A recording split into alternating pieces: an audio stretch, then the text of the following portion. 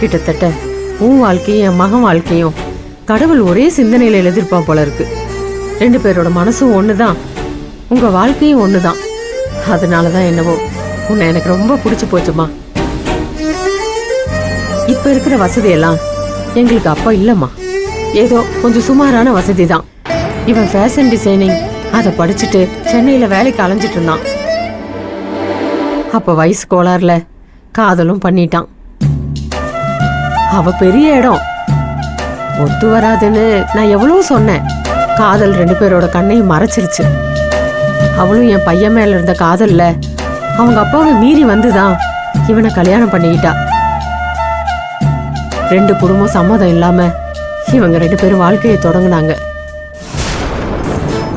காதல் பண்றப்போ அவ அவங்க வீட்டுல அவங்க அப்பாவோட வசதியில இருந்தா, அதனால அவளுக்கு காதல் கசக்கல. ஆனா கல்யாணத்துக்கு அப்புறம் பையனோட அன்பு மட்டும்தான் இருந்தது, வசதி இல்ல. அதனால கல்யாணம் கசந்துருச்சு.